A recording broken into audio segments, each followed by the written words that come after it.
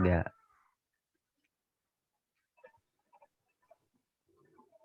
Oke, Assalamualaikum warahmatullahi wabarakatuh. Waalaikumsalam warahmatullahi wabarakatuh. Kami dari kelompok 2 akan mempresentasikan hasil tugas mata kuliah komunikasi organisasi yang disusun oleh tim yang terdiri dari 5 orang. Yang pertama ada Tia Astuti dengan NIM 41190012. Selanjutnya ada Nurul Afifah dengan NIM 41190041. Kemudian Yogi Fahmi Oktavian dengan NIM 41190133. Kemudian Ahmad Salehudin dengan NIM 41190204. Dan yang terakhir Natasha Febrijal dengan NIM 41190211. Oke, di sini kita akan mempresentasikan hasil tugas yaitu aliran informasi komunikasi dalam implementasi target penjualan.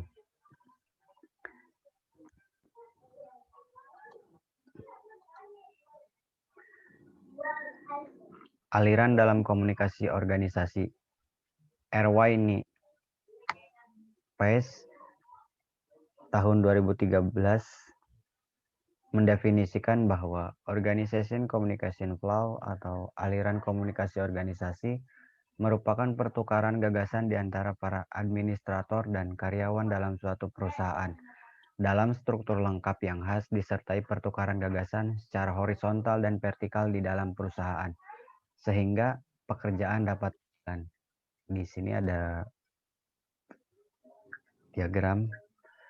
Di sini ada sifat aliran informasi, kemudian penyebaran pesan secara serentak, kemudian ada pola aliran informasi. Oke, selanjutnya akan disampaikan oleh Natasha Febrijal. Dipersilakan. Terima kasih Yogi.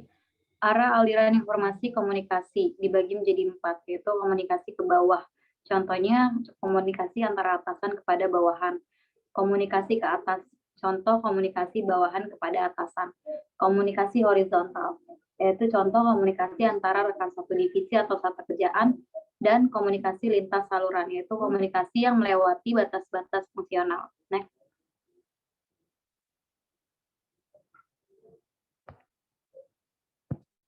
PT Dwi Pratama Mandiri. PT Dwi Pratama Mandiri merupakan perusahaan yang bergerak di bidang pemasaran otomotif yang bekerja sama dengan PT Piaggio Indonesia dalam memasarkan produk build up asal Italia yaitu Piaggio Vespa, terhitung sejak 13 Februari 2018.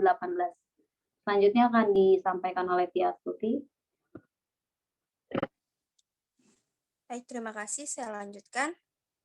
Untuk pola aliran informasi PT Dwi Pratama Mandiri yaitu atasan memiliki otoritas dalam strategi penjualan yang dilakukan oleh karyawan dalam memperoleh konsumen agar target setiap bulan dapat tercapai dengan maksimal.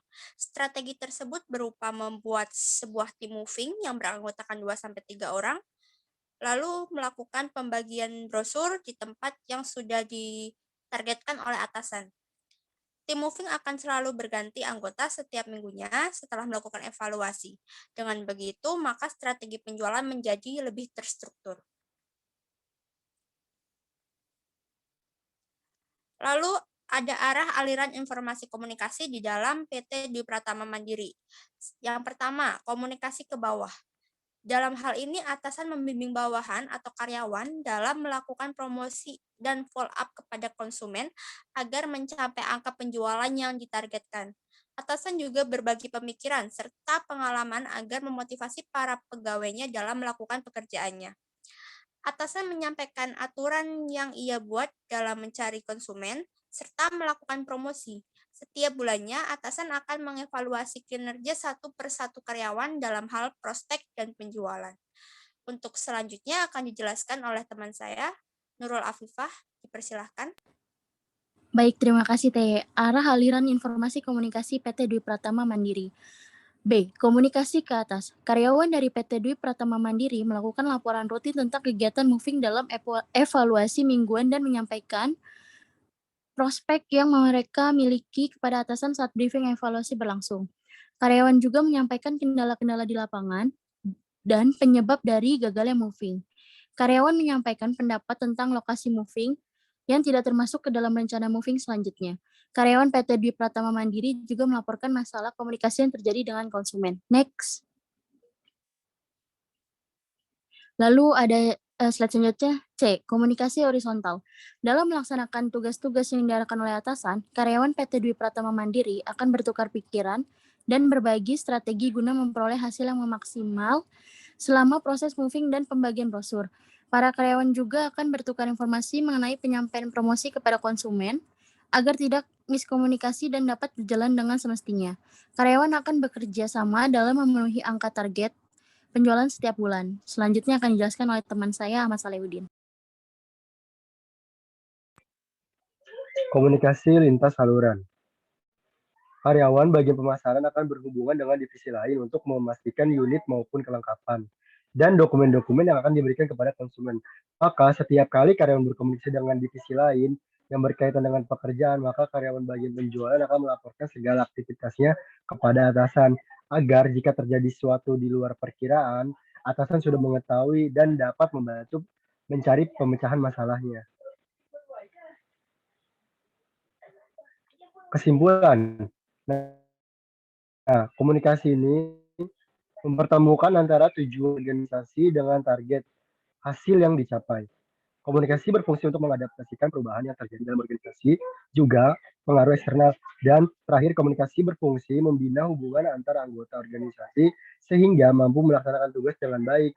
PT Dwi Pratama Mandiri memiliki arah aliran komunikasi secara langsung yang memiliki tujuan untuk lebih mudah dalam menyampaikan informasi dan penyebarannya. Sehingga dalam mengkoordinasi sebuah tim dan karyawan dapat berjalan dengan terstruktur. Sekian dari kelompok kami, kurang lebihnya mohon maaf. Wassalamualaikum warahmatullahi wabarakatuh. Waalaikumsalam. Oke, mungkin itu presentasi dari kelompok 2 tentang aliran informasi komunikasi dalam implementasi target penjualan. Kami menyadari bahwa dalam mengerjakan tugas mata kuliah komunikasi organisasi ini masih terdapat banyak kesalahan, masih terdapat banyak kekurangan di dalam diri kami atau di dalam pembuatan tugasnya. Jadi kami mohon maaf, kami sudah berusaha semaksimal mungkin dalam pembuatan tugas. Mungkin itu yang dapat kami sampaikan. Terima kasih. Assalamualaikum warahmatullahi wabarakatuh. Waalaikumsalam warahmatullahi wabarakatuh.